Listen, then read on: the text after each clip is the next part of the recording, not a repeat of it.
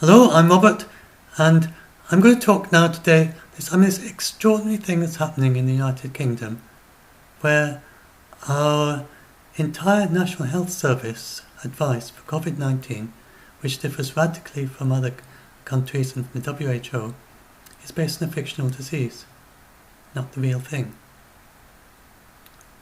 And so this is I'm going to talk about this, but first I'll just talk about the differences. So, where's my picture of the differences?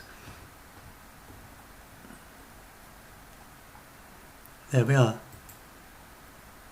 So, the World Health Organization, and based on the actual data, COVID-19 is not airborne. And so, flu is. So, flu is airborne over short distances, which means that if you're in a small area with someone else, then you could pass the flu on to them without even coughing on them, just through the air. But you can't with COVID-19. Then they assume that there's a third community spread. Well, this is kind of related. The community spread in the workplace and schools is because of it being airborne over short distances, a large part of the reason. And this doesn't happen with COVID-19, very little. With the schools, they don't know if it spreads in schools because it certainly wasn't a factor during the outbreak in China because the schools were closed then. And so that's not the reason why they took off there. And they were closed for the Chinese New Year, and then they didn't open again until the whole thing was over. And in China, it was typically 80% of it happened in households. In their model, then only 33% happens in households. And in their model, a third don't feel ill at all. And with the COVID-19, most feel ill.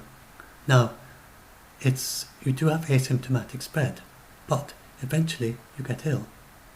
After you can have asymptomatic infection for a couple of days, then you feel ill, and then if you have the mild version, you get better, and then you continue to spread asymptomatically for another 2 weeks after you get better.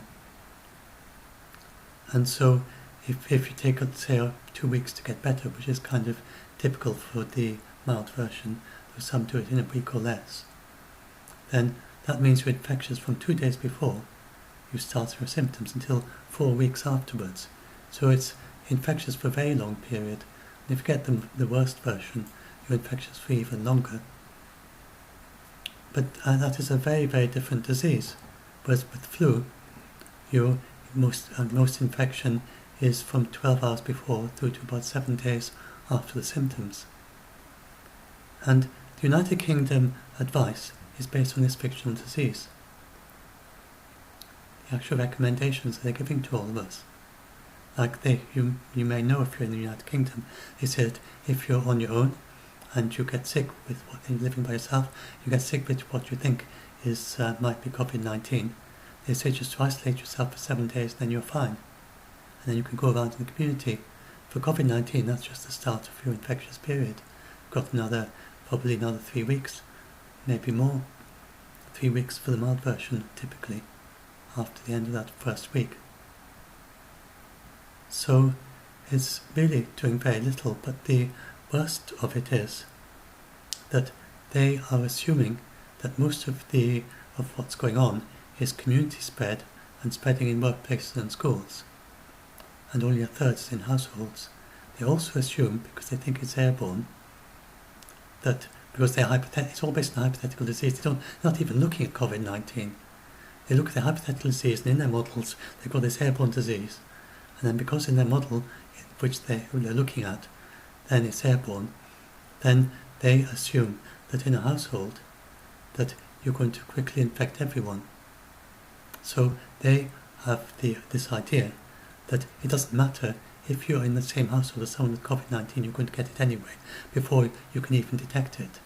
And so therefore, they're saying we should quarantine entire households, and everyone stays together in the household.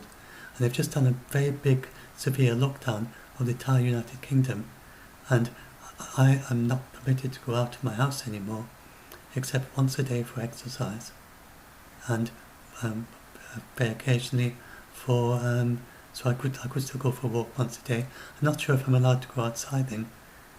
I suppose that'd be my once a day exercise.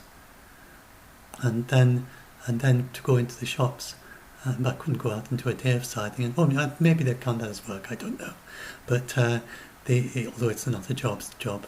And then there's and then I could go into the village and do shopping, and I could go if there's essential medical care. Now I'm on my house by myself. If I was with some other people, and suppose I know I don't have COVID-19 because I take all the precautions, but suppose that and they don't explain to us either that you can stop getting COVID-19 by taking the right precautions. They don't make that clear to anyone either. And so, but suppose I had COVID-19, I was in a household with 3 other people. And then, typically in China, only 1 in 10 of the people that you're with will get infected. So, if with normal activity. So if I'm in a household with 4 people, then over the entire course of my 4 weeks of infectiousness, I might infect 1 person, or the person might infect none, just with normal activities. Now, the United Kingdom has, in its wisdom, not wisdom, then it's has told all the households in the UK to cram together in their own house, not even go out for exercise, except for once a day. And this means they're in the same house, breathing the same air, you're coughing on each other, and they're just assuming, or coughing onto surfaces and then touching them.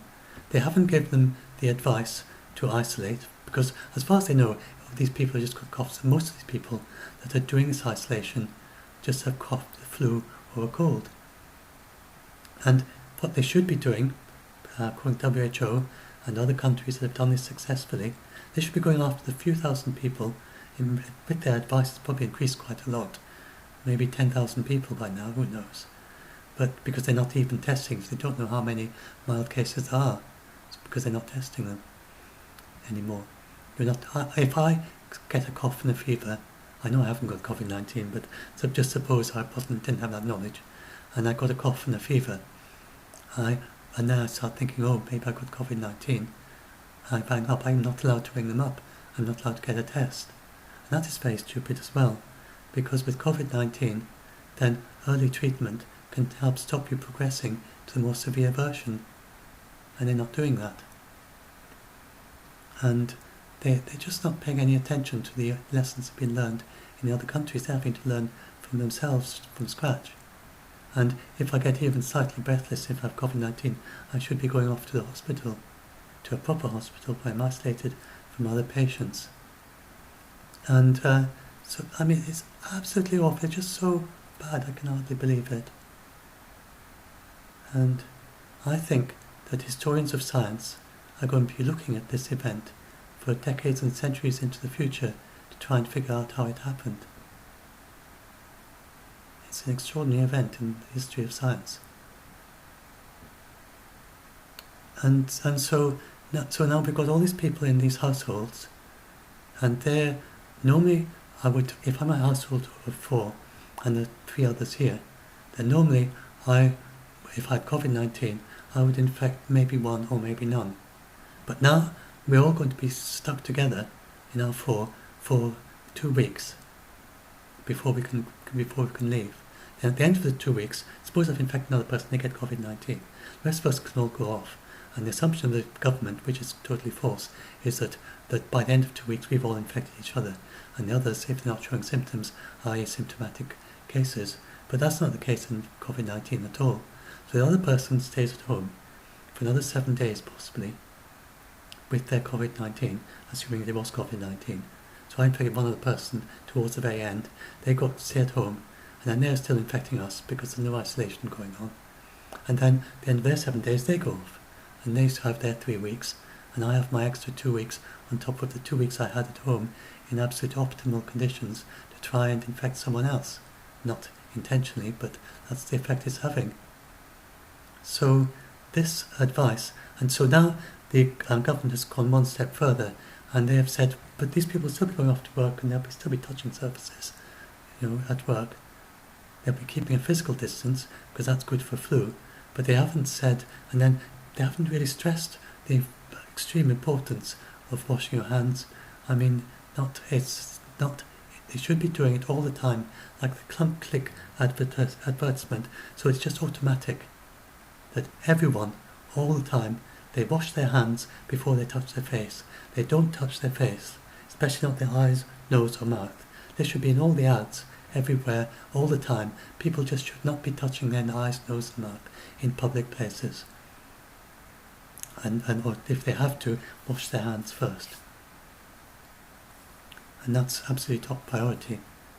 But people won't be complying with that. A lot of people that talk to me just don't really understand the importance of that.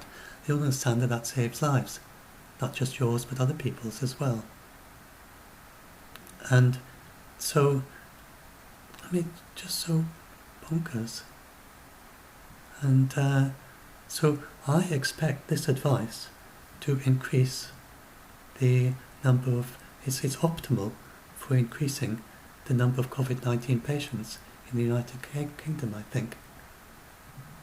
So instead of infecting one other person, I might infect 2 other people by being in the house for 14 days and all of us breathing the same air and touching the same surfaces.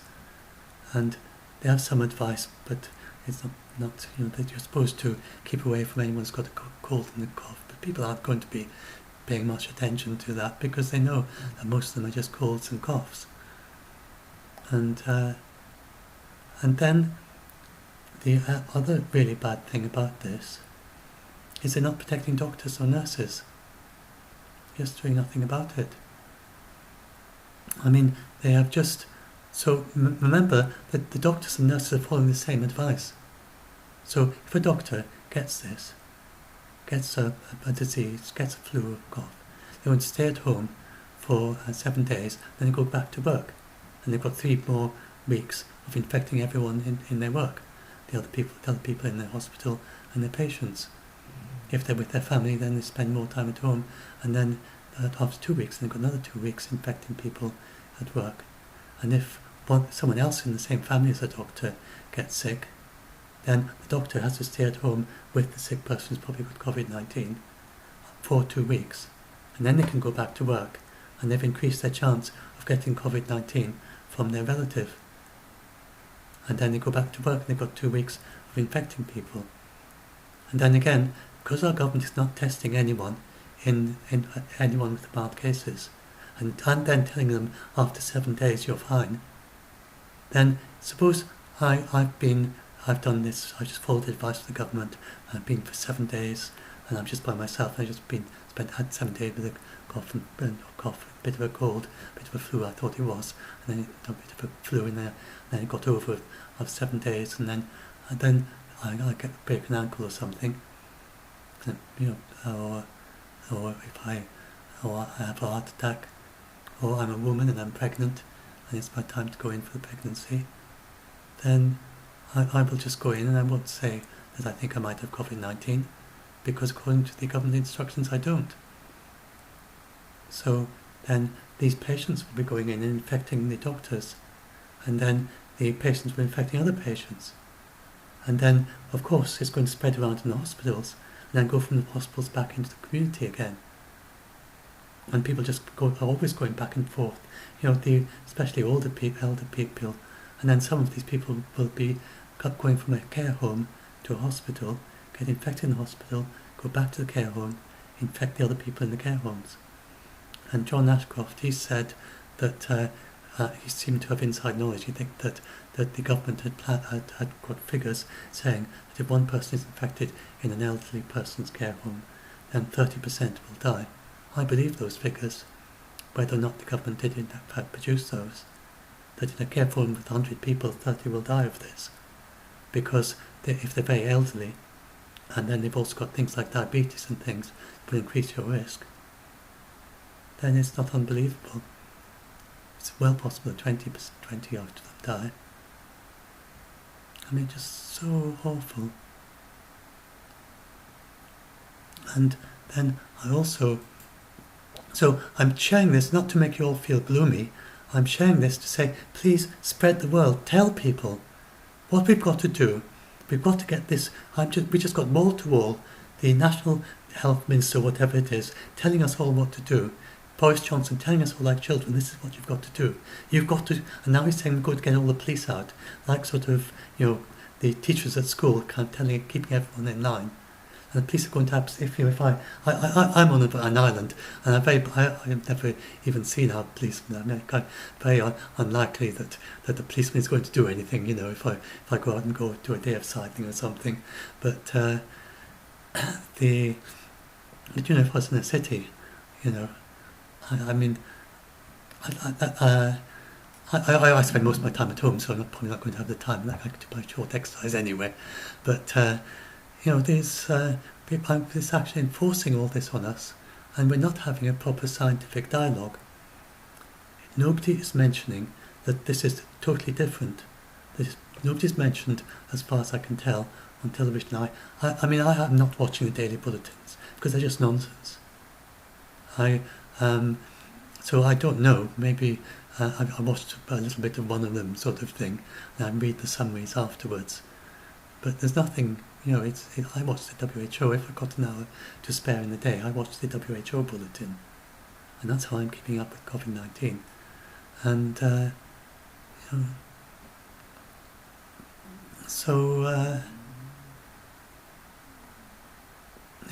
this is Dr. Bruce Aylward.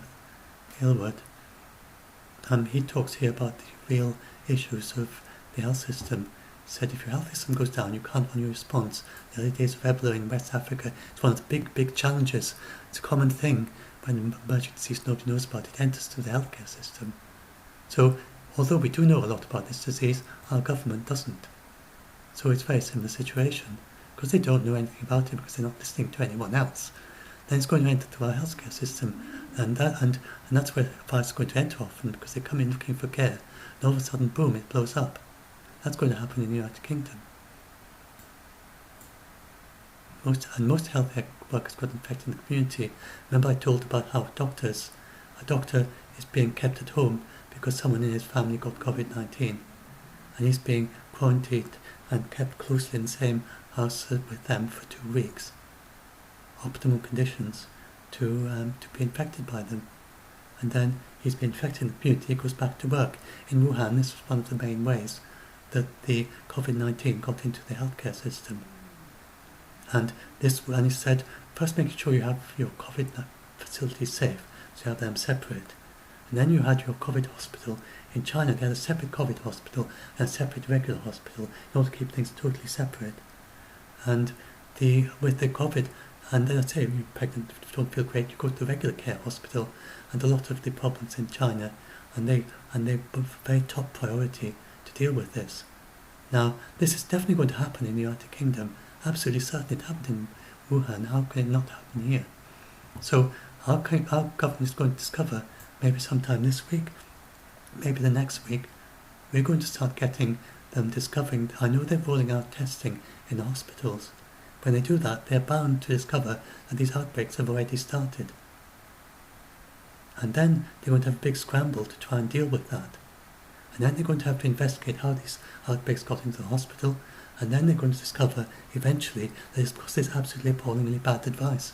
And they will discover that maybe, for instance, one of them will be a doctor who followed the government's advice. He stayed at home for 2 weeks, and they'll discover this doctor had spent 2 weeks with an infected family member, and that's how it got into their hospital. I mean, this is the facts. The data shows. They're going to discover this. They're going to discover these methods don't work, but they're going to discover it the hard way, by killing people. Not intentionally, but mistakenly. And it's a very serious disease. So now the mild version is over in around a fortnight, but the real problem is if it gets established in your lower parts of your lungs, then you need oxygen to breathe. So it's the case fatality rate does not explain clearly how serious it is. And the United Kingdom has actually downgraded it and said that it's not a high impact disease. They did that in order to be able to reduce the amount of protection that the doctors need to wear in order to treat COVID-19 patients. So doctors and nurses in the United Kingdom, they use the amount of protection that the WHO recommend if you have a severe shortage of personal protection equipment. They say as soon as you can get supplies back again, we then go back to the full set. This is standard now, the minimum amount. If you've got very strong, if you're in sub-Saharan Africa, in the Congo, and you've got a you've got a severe shortage of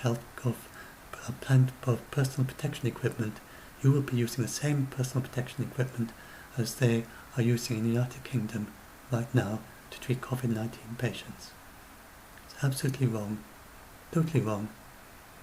And then these people are, if you get the severe disease, you could be on a ventilator for up to 6 weeks. And the reason it can cause so much demand is that it puts very high demand on ventilators and artificial lungs. We're going to need thousands of ventilators soon. I don't see how we can avoid getting into a situation very like Italy by the end of this week, start of next week. We're going to start having a situation where it's very, very hard to reverse. And the sooner we've got to stop it now.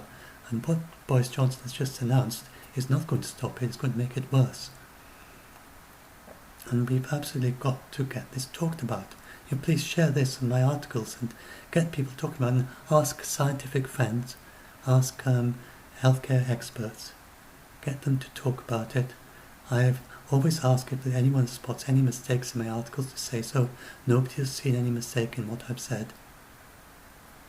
And I'm just trying to get attention out there. If there's anything wrong in anything I said, please say. But I'm just saying what the WHO say. Now you've got to understand, the WHO never criticise governments. They never say of a particular government in public, you are wrong. They do it all privately. And academics are very reluctant to criticise other academics when they say something completely wrong. Nevertheless, we did get some academics saying very, very severe things about our academics. Some academics from Italy, and they're absolutely appalled. So it's like treating humans like guinea pigs. Not intentionally, but that's the effect of it. It's extraordinary. They're fighting so hard to stop the outbreak in Italy. They look at the United Kingdom, and we're doing the very best we can, it seems, to make it worse. You do not want to make this outbreak worse. It's the very worst last thing you want to do. Now, we're going to run out of ventilators, pretty clear. We're going to have to quickly get lots and lots of ventilators. But, and then there's these ECMO machines, artificial lungs. Now, there's no way that you have enough artificial lungs for everyone, that you could benefit with them. People who, the artificial lungs are, they go to very tough decisions, and they decide who are we going to try it out on. The artificial lungs are usually used for flu in situations where the flu is very, very bad, and the ventilator for flu damages your lungs. When your lungs is being damaged, then an artificial lung can help your lungs to stay in good condition while you're oxygenated. Now, with the COVID-19, then it doesn't damage your lungs. Even with 6 weeks under ventilator, for some reason, the ventilating someone with COVID-19 does not damage your lungs in the way it does for flu. So you don't need the ECMO machines for that. Your lungs are going to be fine. But what you do have is you have a severe reduction in the amount of oxygen that gets into your body as your lung capacity goes down, and with the ventilator, even with the ventilators, it's harder and harder to keep the oxygen levels up in your body.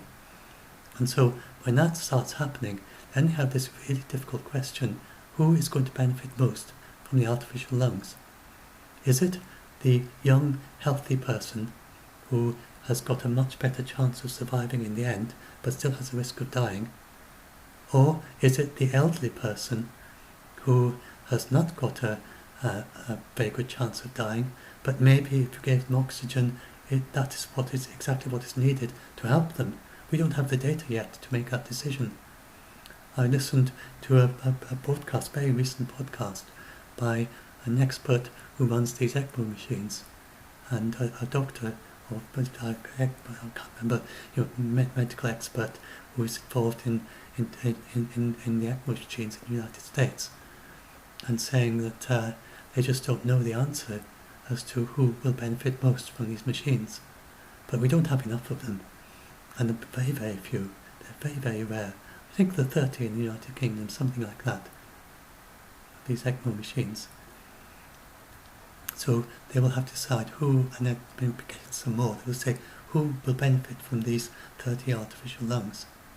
And then we're looking around, should we give it to the ones who are very, in very good condition, who have a very good chance of surviving anyway, in order to just make them, maybe it's a 50%, we change it to 80%, or is it someone's only got a 10% chance of surviving, but you change it to 20% chance of surviving by giving them an artificial lung? Will you do that, or will it have no effect on the person who's very, very advanced change? Maybe it's not actually going to work for them, and maybe it's not going to work for the other one. They just don't know yet. Now, so the last thing I want to talk about is just absolutely devastating effect this is going to have on our doctors and nurses. So if it's going into all our hospitals now, as I say here, I hope I explained here early, I'm sure this is going to stop before it gets to this point. Sometime next week, we're going to start having these really big outbreaks in hospitals. Next week or the week after. Or maybe they'll notice it, hopefully they'll notice it earlier, and then they'll be able to stop so many of them happening. But if it starts spreading in a hospital and they don't stop it, and then it's going around infectious, the mild form. Remember, the good thing is that the outbreaks do take a while to develop, because it's quite slow at spreading, but I think it did spread quite quickly in the hospitals. It got into hospitals, got such close contact between the doctors and the patients, and doctors with each other. So if it does start spreading, then it starts going to the point where it's spreading to capacity, where it's just only stopping spreading because there are not enough people to infect anymore, then you can expect half of them to get it. To get half the patients and half the doctors, maybe a bit more, maybe a bit less, depending on the way it spreads. Most likely a bit more, to get it. So I then just did a breakdown of the number of doctors and nurses in the country. These are the doctors. And then the age range, the percentage based on the figures from Italy and the figures from China. Then I did the percentage, and I assumed half of them get it. So this is what would happen if it was completely out of control in our health, in our hospitals. Then you would expect a total of 1,200 doctors to die. And then if you go and look at the nurses, it's a rather similar figure. There's not so much, because although the more nurses, I think the more nurses than doctors, but most of the nurses are younger. You get an awful lot of doctors. Look, there are about 10,000 doctors over 70 and 26,000 over 60. Doesn't happen so much with the nurses. There are only 16,000 over 60, and for the 82,000 over 50. So nurses don't tend to stay quite so late, so long into the. They tend to retire a bit earlier. But some of them will be coming back from retirement. So actually, I'll come to think of it, there will be some very older nurses coming back from retirement to help with the crisis, and they will be at risk too. So maybe there would be 1,000 nurses die if you include the retired ones. So then the care homes. Chris knows how many people are going to die in care homes if this continues. This is a fictional disease. So, I mean, why are they using a fictional disease? You might wonder, why are they using a fictional disease? I think what it is that these fictional diseases are often used for pandemic planning. So these people have probably been involved in many pandemic planning exercises to say, now here's the real thing. We've modelled this and tried it so often in our pandemic planning.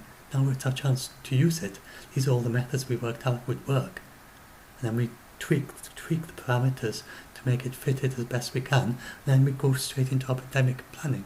That's just a guess. I think that might be partly what's going on. But it's a very fixed mindset, and it's what historians of science call a paradigm shift. I did a little bit of philosophy of science at school, at university, just one course, but I've been long-term interested in history of science, history of maths, philosophy of science. So I did in my philosophy postgraduate, my philosophy of, I did 1 year undergraduate, no 1 year, I think it was postgraduate, I can't remember if it was an undergraduate or postgraduate course I think it was a postgraduate course in philosophy of maths, but I've been long interested in it, and this is one of the things they talk about is a paradigm shift, and how you get people stuck in a mindset, and these people are being blinded by their own expertise, their own erudition.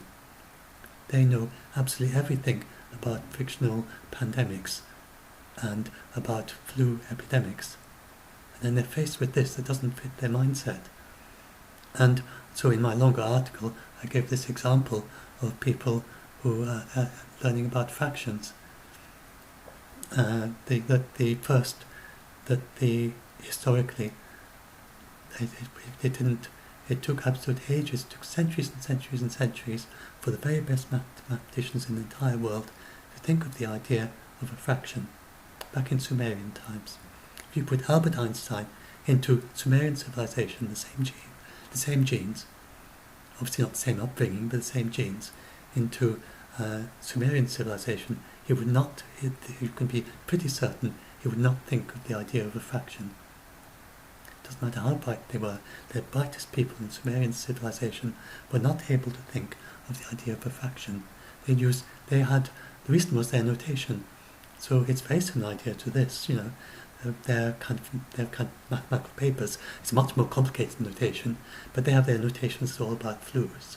Back then, their notation for a fraction, instead of a fraction, they had part of. And so you would say seventh part, or eighth part, or ninth part. And so when you're doing mathematics, nobody ever thought of trying to do something like 5/7. That was a way out idea. It wasn't even discussed by their mathematicians. They just say, you have if you want to, quite difficult to, I don't know how they would have done 5/7.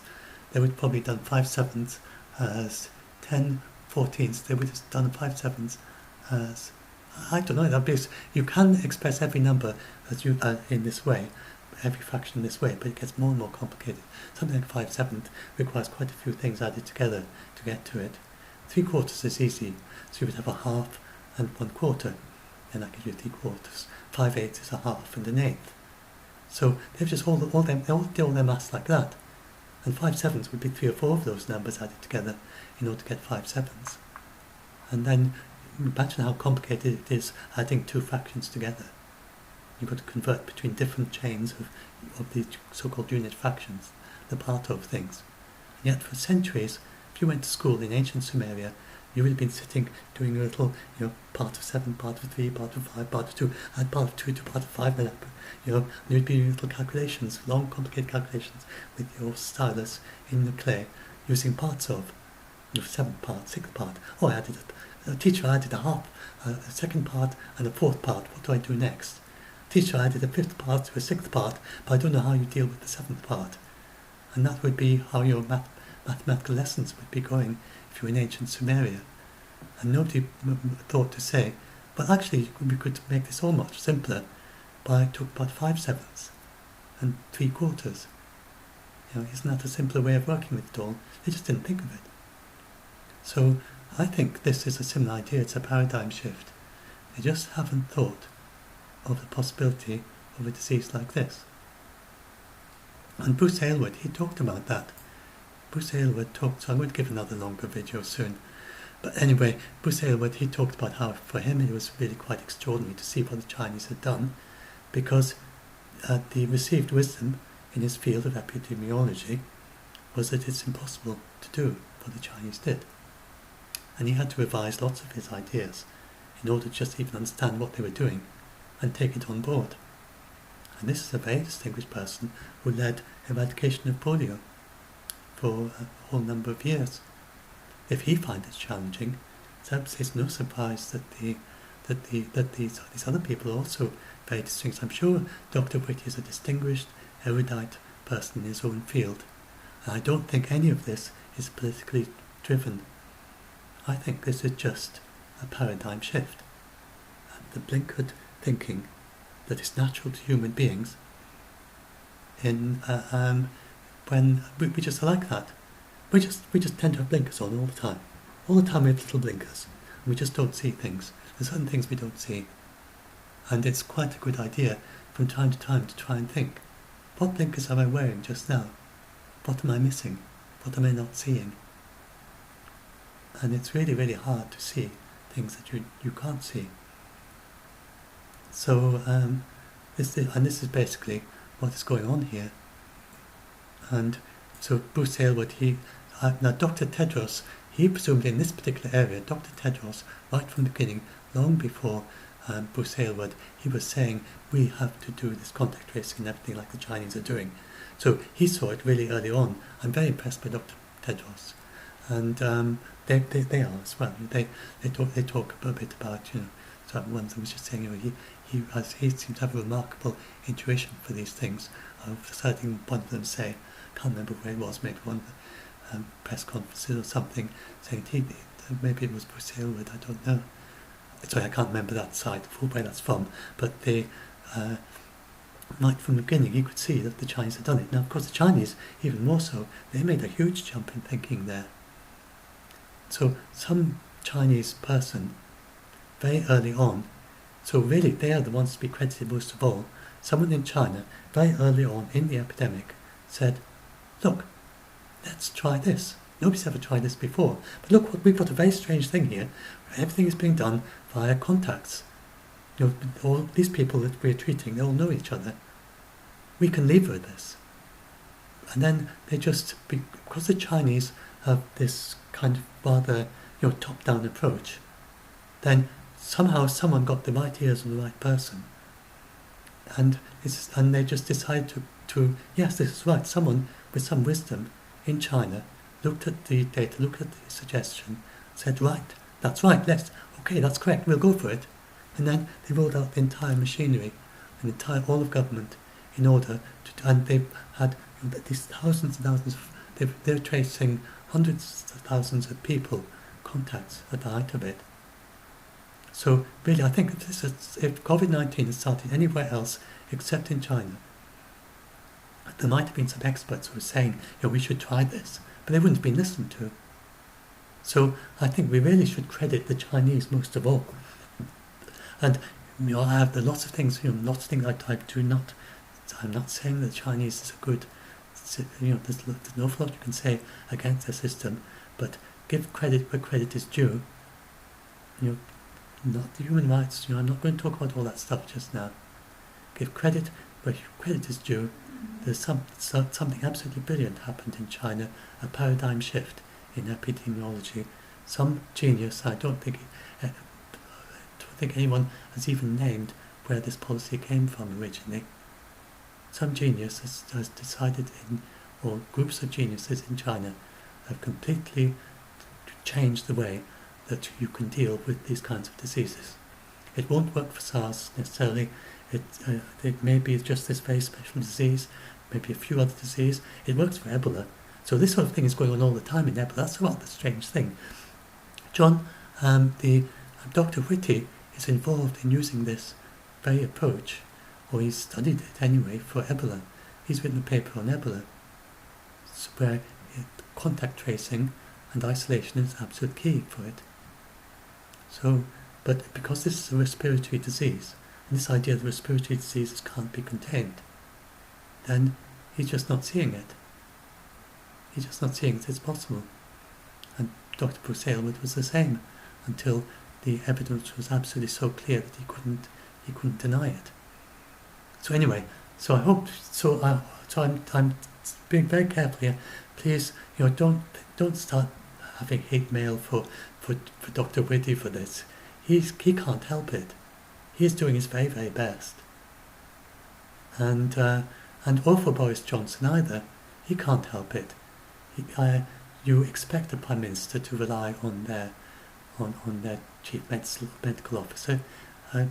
Boris Johnson, his degree was in classics, and I